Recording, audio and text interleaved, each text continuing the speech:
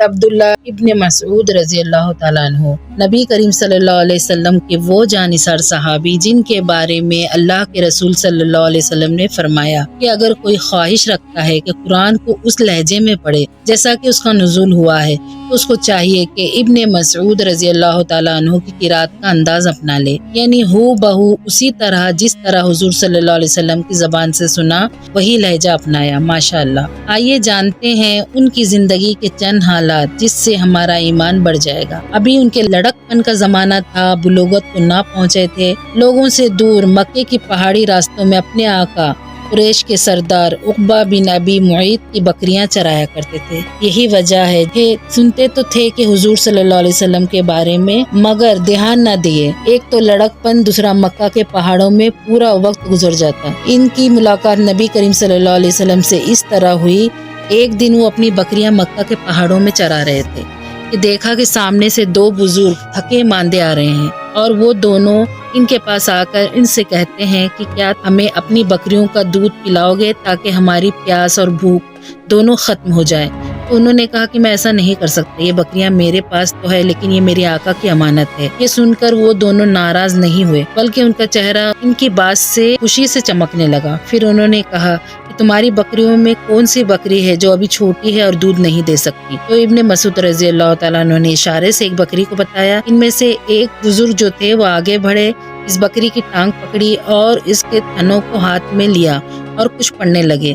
دیکھتے ہی دیکھتے اس بکری کے تھن دودھ سے بھر گئے اور انہوں نے ایک برتن کی طرح پتھر اٹھایا اور اس سے خود بھی بکری کا دودھ نکال کر پیا اور ابن مسعود رضی اللہ تعالیٰ عنہ کو بھی دیا۔ یہ دیکھ کر ابن مسعود رضی اللہ تعالیٰ عنہ نے کہا مجھے بھی یہ کلمہ سکھا دے تاکہ میں اس طرح کر سکوں۔ تو بزرگ نے کہا ابھی آپ بچے ہیں، آپ کو جان کر خوشی ہوگی کہ وہ بزرگ ہمارے نبی کریم صلی اللہ علیہ وسلم تھے اور وہ ساتھی حضرت ابو بکر صدیق رضی اللہ تعالیٰ عنہ تھے۔ یہی واقعہ ابن مسعود رضی اللہ تعالیٰ عنہ کو اسلام کی طرف مائل کرنے کی وجہ بنا۔ تھوڑے ہی عرصے بعد حضرت عبداللہ ابن مسعود نے اسلام قبول کر لیا اور بکریوں کی نگرانی چھوڑ کر ہر وقت ہمارے آقا صلی اللہ علیہ وسلم کی خدمت میں رہنے لگے جیسے کہ سایہ رہتا ہے۔ سفر میں ہو یا شہر میں ہو ہر وقت آپ کے ساتھ ہوتے۔ آپ جب غسل کرتے تو فوراً پردے کا اہتمام کرتے، جب آپ جانے لگتے تو جوتیاں پیش کرتے اور جب آپ صلی اللہ علیہ وسلم واپس آتے تو اپنے ہاتھوں سے آپ کے جوتے اتارتے۔ آپ کی چھڑی، مسواک، سب چیزوں کا خیال رکھتے، یہاں کہ آپ کو حجرے مبارک میں جانے کی بھی اجازت تھی۔ اسی وجہ سے صحابہ اکرام ان کو رازدان رسول صلی اللہ علیہ وسلم کہنے لگے، کیونکہ ان کی تربیت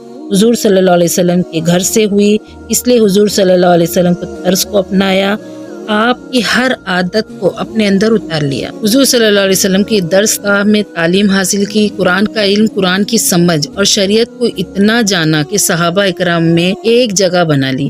ان کے بارے میں حضرت عمر رضی اللہ تعالیٰ نے فرمایا کہ میرے علم کے مطابق عبداللہ ابن مسعود رضی اللہ تعالیٰ عنہ کو فہم قرآن میں سب سے اعلیٰ مقام حاصل ہے، اور خود بھی حضرت عبداللہ بن مسعود کہتے تھے اپنے بارے میں کہ اللہ کی قسم، اللہ کے فضل و کرم سے میں قرآن کی ہر آیت کا علم رکھتا ہوں کہ وہ کہاں نازل ہوئی اور اس کا شان نزول کیا ہے، اور اگر کسی کے پاس قرآن کے بارے میں کچھ بھی علم ہوتا ہے تو میں وہاں پہنچ کر اس سے وہ علم حاصل کر لیتا ہوں۔ ایک دفعہ کا واقعہ آتا ہے، حضرت عمر بن خطاب رضی اللہ تعالیٰ عنہ ایک صحرا میں سفر کر رہے ہوتے ہیں کہ ایک قافلے کو پاتے ہیں جس میں عبداللہ ابن مسعود بھی ہوتے ہیں۔ حضرت عمر رضی اللہ تعالیٰ عنہ ایک شخص کو بھیجتے ہیں کہ پتہ لگاؤ قافلہ کہاں سے آیا اور کہاں جا رہا ہے۔ پوچھنے پر معلوم ہوتا ہے کہ دور دراز کی جگہ سے آیا ہے اور جانا بیت عتیق یعنی بیت اللہ کی طرف ہے۔ عمر رضی اللہ تعالیٰ عنہ سمجھ جاتے ہیں کہ اس قافلے میں کوئی عالم موجود ہے، اس لیے سوالات کرنے لگتے ہیں۔ سب سے پہلا سوال عمر رضی اللہ تعالیٰ عنہ پوچھتے ہیں کہ قرآن کی سب سے بڑی آیت کون سی ہے؟ تو جواب ملتا ہے آیت الکرسی۔ پھر سوال کرتے ہیں قرآن کی سب سے محکم آیت بتاؤ، تو جواب ملتا ہے سورہ نحل کی آیت ان اللہ یامر بالعدل والاحسان وایتاء ذی القربی۔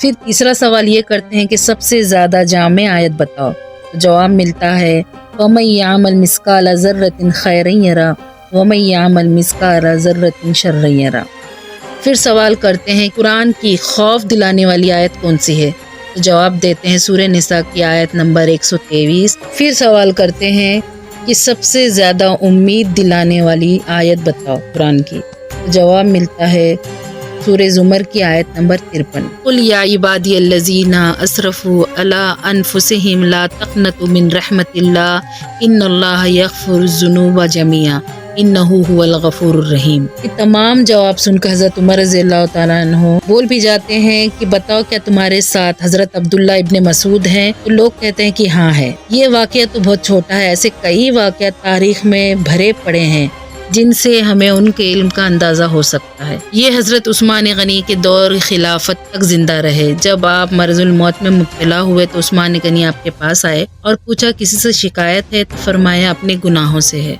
फिर उस्मान गनी रज़ी अल्लाह ताला अन्हु ने कहा कि आपका दिल क्या चाहता है? तो फरमाने लगे अल्लाह की रहमत। उसके बाद हज़रत उस्मान गनी रज़ी अल्लाह ताला अन्हु ने कहा वो माल आपको ना दे दूं जो आपने कई सालों से नहीं लिया?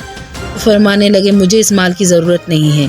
इस पर हज़रत उस्मान गनी रज़ी अल्लाह ताला अन्हु ने कहा वो माल आपके बच्चियों के काम आ सकता है। फरमाया क्या आपको डर है कि मेरी बच्चियां फ़क्र और फाका में मुब्तला हो जाएंगी मेरे जाने के बाद? जबकि मैंने अपनी बच्चियों को हुक्म दिया है कि वो हर रात को सूरह वाक़िया पढ़ लिया करे, क्योंकि मैंने नबी करीम सल्लल्लाहु अलैहि वसल्लम से सुना है कि मन करा अल वाक़ियता कुल्ला लैलतिन लम तुसिबहुल फाका, यानी जिसने हर रात सूरह वाक़िया पढ़ी उसे फ़क्र फाका लाहिक नहीं हो। फिर उसी रात वो इंतकाल कर गए। इस वक्त अल्लाह का जिक्र जुबान पर था, कुरान की तिलावत करते हुए रूह कब्ज़ हो गई। इन्ना लिल्लाहि व इन्ना इलैहि राजिऊन। अल्लाह ताला उनकी कोशिशों को कामयाब करे और साथ ही हमारी भी कोशिशों को कामयाब करे। व आखिरु दावाना अनिल हम्दुलिल्लाहि रब्बिल आलमीन। अस्सलामु अलैकुम व रहमतुल्लाहि व बरकातुहू।